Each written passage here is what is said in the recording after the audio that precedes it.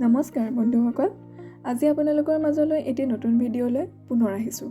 আজি আছে সৰিয়হ আৰু ৰৌ মাছৰ অতি সহজে বনাব পৰা এখন ৰেচিপি। অতি কম বস্তুৰ সহায়ত আপোনালোকে নিজৰ ঘৰতে বনাব পাৰিব।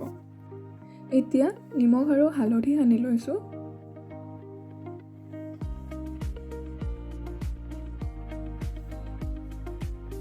এতিয়া অলপ নেমু চেপি দিম যাতে মাছখিনি ফ্ৰাই কৰোঁতে ভাগি নাযায়।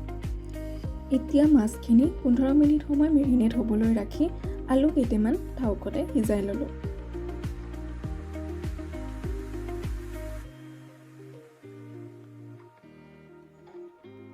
এতিয়া আদা, নহৰু, নৰসিংহ আৰু মান ধনিয়াৰ এটা পেষ্ট বনাই লৈছোঁ।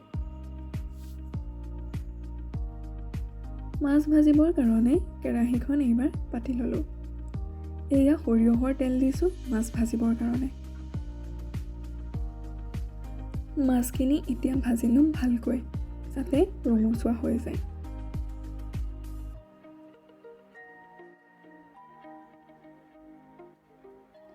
মাছখিনি ভজা হৈ গ'লে আমি বাকী থকা পেষ্টখিনি বনাই ল'ম। এতিয়া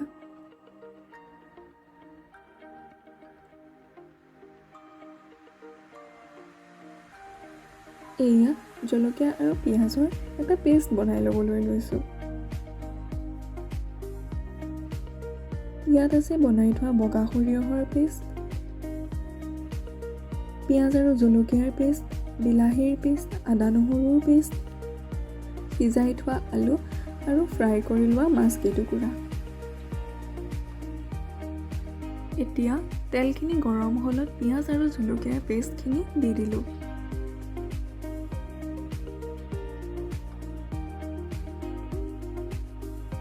এতিয়া দিবলৈ লৈছোঁ থেতেলিয়াই থোৱা আদা আৰু নহৰু 2 চামুচ। এয়া দিছোঁ নিমখ,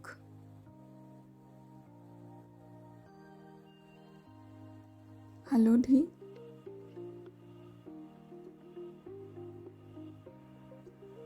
অকণমান চেনি দিছোঁ আৰু অকণমান নেমু চেপি দিছোঁ। এইটো পিছে অপশ্যনেল দেই। এতিয়া পেষ্ট বনাই থোৱা সৰিয়হ 2 চামুচ দি দিলোঁ। এইবাৰ দিছোঁ পেষ্ট বনাই থোৱা বিলাহীখিনি।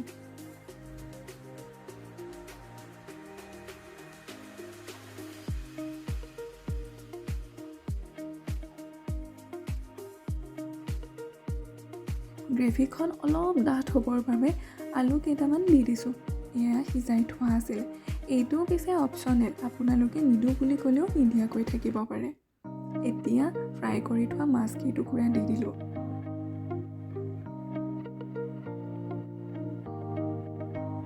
অলপমান কুহুমীয়া গৰম পানী দিছোঁ যাতে গ্ৰেভিটো ভাল হয়। মাছ আৰু মাংস বনাওঁতে সদায় কুহুমীয়া পানীয়ে দিব লাগে। এতিয়া অলপমান পানী দি উতলিবলৈ দিলোঁ। ভালকৈ উতলটো অহাত আমি এতিয়া গেছটো বন্ধ কৰি দিলোঁ। অতি কম সময়ৰ ভিতৰতে আমাৰ সৰিয়হ দিয়া মাছৰ জোলখন তৈয়াৰ হৈ উঠিল। আপোনালোকে পিছে ৰেচিপিটো চাই কেনেকুৱা পালে জনাবলৈ নাপাহৰিব দেই।